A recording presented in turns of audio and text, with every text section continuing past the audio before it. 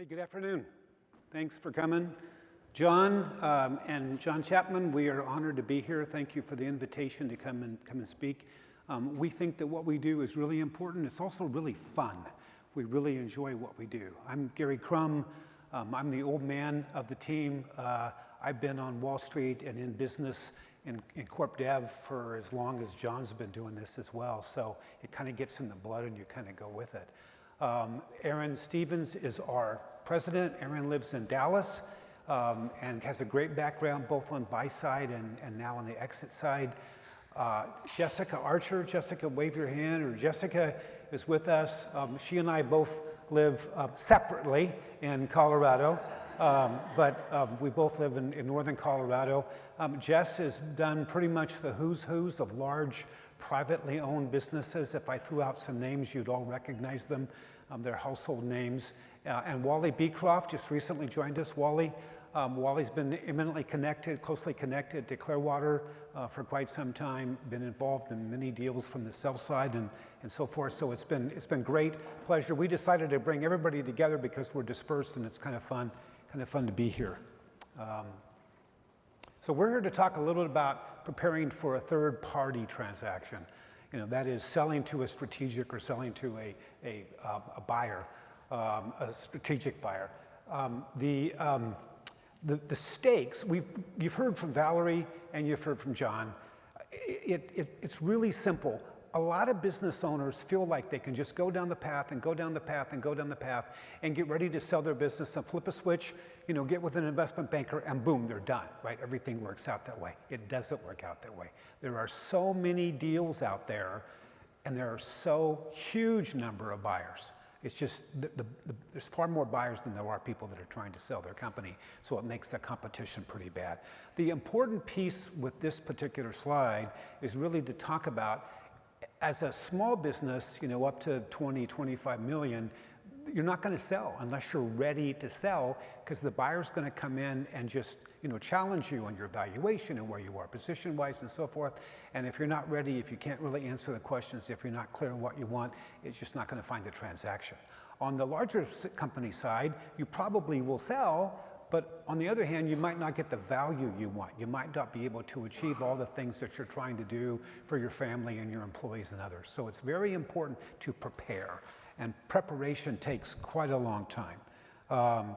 So when we talk about business and our responsibilities, what is the primary responsibility of business?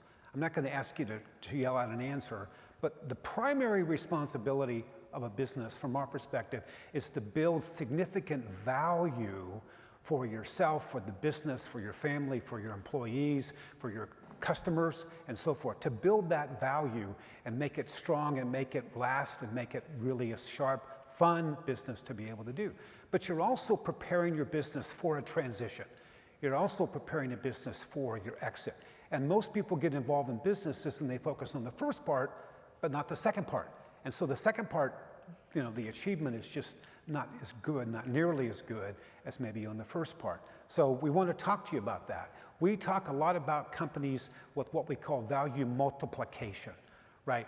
Being able to build a business, holistic value across the board for customers, for employees, for the ownership, but it's value multiplication. It's building value. 1 + 1 = 20. Really building something that you can get into and really be able to enjoy and have fun. But we also talk about, you're not really building value just for your business, you're building value for your future business buyer. It's that buyer that you want to be aware of, because you want to position your business to appeal to that buyer and be that premium seller so that you can really exit and execute it well. So value multiplication is critical. Thanks, Garry. So let's address the elephant in the room, right? If you're here today, you're likely an intelligent, driven, successful business person, but we just heard John and Garry and Valerie talk about the staggering statistics of why so many people fail, right? And I can tell you one thing, it's not because of a lack of ambition. There's a lot of really smart, capable people that try to get a deal over the line, and they're not successful, unfortunately. It's typically rooted in a lack of preparation.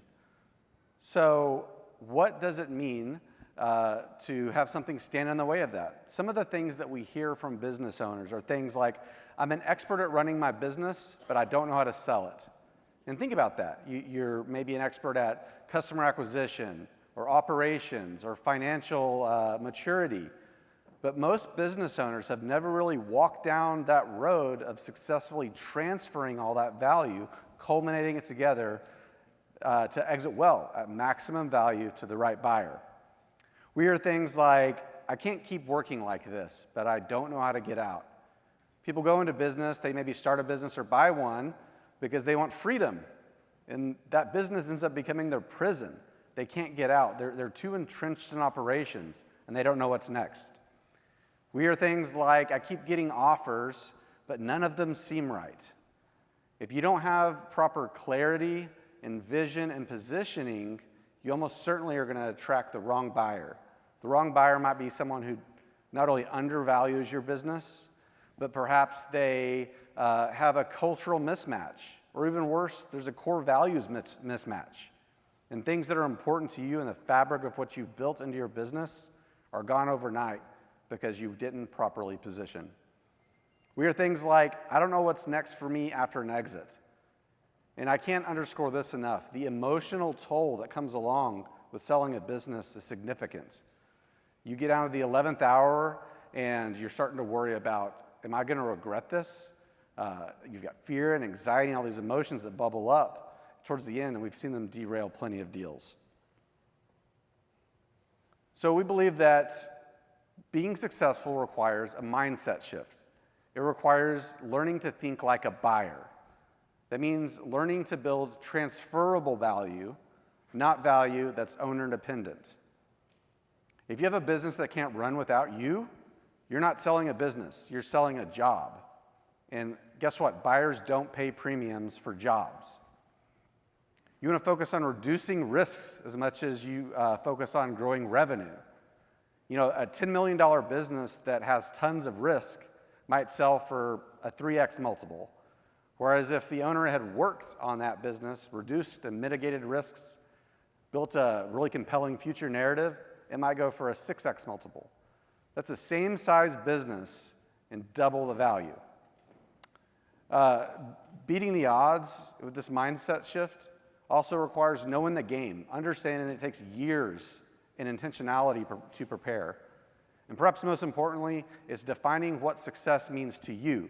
Each person in this room is going to have a different definition of success. Just like John mentioned, there's a bunch of dimensions that we have to consider when we want to define what does good look like for me and for my family. So where do we begin, right? There's a lot of uh-ohs, watch out for this that we've talked about, but you can do something about it. So we always recommend that the process of becoming exit ready begins with answering 3 critical questions. The first one is, what do I want? Not just financially, not just the number that's going to go into my bank account at the end of the day. What do I want for my family, my emotional side of this all, the employees that have been with you so long, even your customers that maybe have been with you since day one. What do you want for them? What do you want for your legacy? What do you have? And it's not, again, just financial. You want to understand what's driving value in my business. What are my risks? Everyone has blind spots. What are those blind spots? What gaps do I have? And then lastly, how do I best position for success? How do I go from where I'm at today to achieving this picture of success, this ideal outcome that I'm after? So at Agora, we call this image here the readiness roadmap. And really what it is it's a structured way to think about intentionally positioning your business over time. It means that you spend time discovering the answer to those questions. What do you have? What do you want? And what gaps exist? And the thing that really takes time and intentionality is elevating it. You're elevating the business value, the readiness of your business, the readiness of your team, your personal readiness, so that ultimately when you sit at the table and you're ready to position your company for sale, you're going to do so confidently to sell to the right buyer at the right price, at the right time on your terms, not terms dictated by someone else. Whether you use this format or your own, the basics stay the same. It requires intentionality and time. So what does it really mean to be exit ready, though, right? Like, what does an exit ready business look like? We get that question a lot. It means that you've defined your next chapter. Buyers sense uncertainty. You know what you want, you know what it's worth. Your team and systems run without you. You're not owner dependent. You know that your business is valuable, and you can prove it, and not just to yourself. It's easy to make yourself believe that your baby is the most beautiful one. But when a sophisticated buyer is across that table from you, and they're asking the tough questions, they will tear apart every assumption you've ever made about why your business works. You need to be ready to defend what you've built. And you're ready to capitalize on a great offer. Remember, you're not reactionary, you're strategic. You want to go into this process intentionally with time to be able to find the right buyer at the right time. So at the end of the day, this is how a buyer views your business. They're looking for health much deeper than just the P&L or the balance sheet. They're looking for health across your people, your operations, culture, and so much more. We've seen really, really great businesses that struggle to sell because their leadership ranks were too thin. We've seen companies with great leadership that can't attract a buyer because their markets are declining. We've seen great businesses with great market position that are getting low-ball offers because they're too owner-dependent. So the truth is, value is multidimensional. And different buyer types value different things. Whether you're a financial or a strategic buyer, you might look at a business through different lenses. You need to understand and define what's the type of buyer that I'm building my business to be attractive for, and how am I going to best position myself to be that one that they want to pick out and pay a premium for. So at Agora, what you see on the screen here is probably a little bit difficult to read.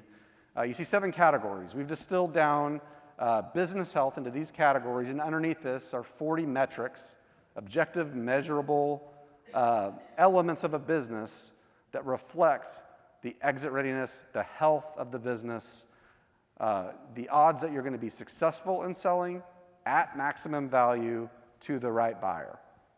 So whether you use something like RQ, our readiness quotient score, or use someone else's or do it yourself, I would encourage everyone to really look beyond the surface, look beyond the financials of your business, and understand the health and attractiveness of your business is a lot more complex, a lot deeper, and it requires a lot more intentional effort to care to and to tend to over time than just having a really nice balance sheet and P&L. So in closing, parting advice is start early. We hear this a lot. When do I begin preparing? Today. Whether your exit is 2 years away or 10 years away, there's really no downside to defining the answer to these questions now. You start building value over time so that when you're ready to sell, this isn't a fire drill. You know what you want. You can defend the value. You're confident. You go into it knowing that you're going to achieve the success that you've earned. You're intentional. Your board meetings, your executive teams, you're focused on really key and critical elements of your business that are going to be those building blocks of value. And doing so is how you multiply value. We talk a lot about that. You want to get the maximum multiple, but also you want the satisfaction and joy of knowing that this thing that you've built, this pride and joy, is going to the right person. They're going to continue what you've built. The values and the legacy and the fabric of what you built will continue in the future. So one of our little taglines here is the best exits don't just happen, they're achieved years in advance. So being exit ready doesn't mean that you're ready to exit. It means that you have the most options and you're doing the hard work to set you up for success in the future.